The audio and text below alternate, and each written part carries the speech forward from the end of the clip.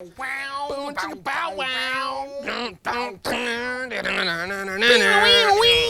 I had some hair. When's the last time you had hair? 19. Welcome, folks. This is Tony. I'm Brad. We're with Sound Advice. We're talking to you about kick drum today.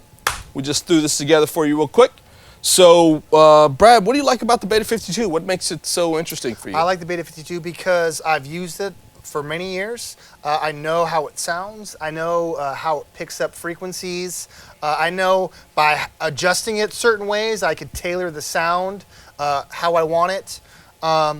It's my go-to. If I have one choice, one mic, it's going to be a Beta 52. And it's going to be just like this, with the hole in the kick drum, and I'm going to put it just like it is right now. Just the blue ring, just barely outside of the head of the kick drum. And I would always start right there and plan accordingly if it needed something different. Cool. In using the kick, what's important for you from a drummer that's going to help you achieve your sound? First, right off the bat, we always talk about you got to be able to tune your drums. You got to have a drum that sounds good to the ear, let alone to a microphone. So it has to be able to sound good in the situation, just in the room by itself. A lot of times, for me, again, it's just personal preference. Of different audio engineers have different things they do. I like to put something in my kick drum too. I like to have some kind of baffling, some kind of dampener, something to absorb a little bit to get that resonance so it's not so huge boomy. I'm more like a slap attack. What if the drummer does not? He refuses. Yeah, well, if it refuses, then that's one of the things that we would act accordingly. I might move the microphone in more to get more of that beater. I might pull it out if I think the shell sounds too much. Again, with a situation like that, it's that's when you're going to go into compression, EQ, and gating to get a desirable kick drum sound out of a not so desirable kick drum. Now, in your standard, because you've come from the recording world, you don't like to gate or compress if you don't have to live. Right. Like, so ideally, I'm going to get a kick drum and a drummer that has the kit that's tuned and sounds great as is. And so I might, in a live situation, I'll always engage a compressor, not necessarily have to use it as much, but I would much rather not have to gate drums than gate them. Just because it's more natural, it's a more natural sound. When you're gating stuff, you're gonna have to your attack, your release. It's gonna sometimes shorten your sustain. It's gonna add unnatural characteristics to the drum that's not what's acoustically coming off of the drum. So there's a difference between Brad and myself. I will always gate you if I can because I want the most out of that kit I can get. But Brad has a different way, it's a different style of EQing, which probably helps in his favor. And we both come from the same world of his is not wrong, mine's not wrong. We just do it two different ways. So if I have the opportunity, I do. And then what that allows me to do, depending on what style of music, we talked about this before, is are we going to run this for country or for rock? Right now we're talking about like your rock bands, maybe some country, but basically it's going to be rock. That's the realm we're looking at. We haven't gotten into country yet, which is sometimes a totally different way of tuning. It also depends on if it's a rock country band versus a traditional like a honky tonk.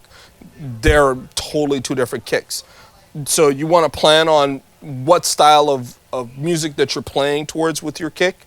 So this doesn't fit everybody, but this is a generic way to get a really smooth kick response in your PA system, barring that you have the gear that we have. Anything other than the tuning part, that's important. I do recommend having something inside there, or at least the ability to allow us to have something in it.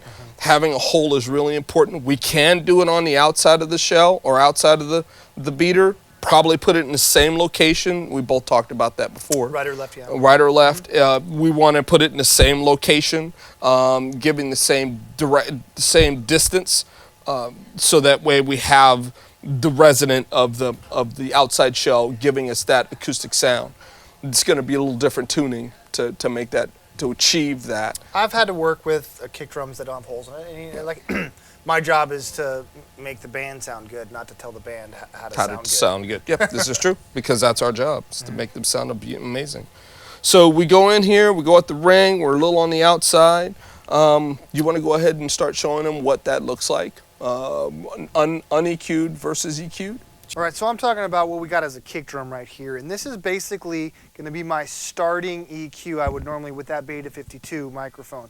I'm going to boost around 60 dB. I'm going to pull out 500, which is kind of that mid-range mush. And on that Beta 52, I like to get a little bit of high-end resonance. So I'm like 5 to 10K. So right now I'm going to turn the EQ off, and you're going to hear what the kick drum sounds like, completely flat without any EQ.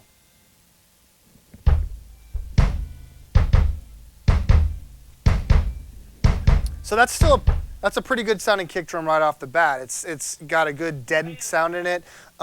It's tuned relatively well. What I normally do now is I'm going to engage this EQ that I have, and I'm going to have Tony kick the kick drum one more time. And so you're going to be able to hear how I've boosted that low end, cut out some of that mid range, and added a little bit of high EQ. This is a good starting point when I'm doing a kick drum on a Beta 52. So Tony, one more time. That's good, and then one more time without the EQ. All right, so there's a pretty good start on the kick drum on Beta 52. The EQ is a pretty good place to start. We just want to get you up and running and be able to, get your drums to sound as good as they possibly can. And I think with the kick drum right now, I think it's a good place to start. Absolutely, I totally agree with him. We have a very good start on, again, for rock, not for all, but for rock, this will do great. You can get good tips and move around the EQ to find different tunings, or use different mics to find out what will work best for you. I'm Tony. I'm Brad. And together we're Sound Advice. Thank you. We'll do next, we're going to go snare drums.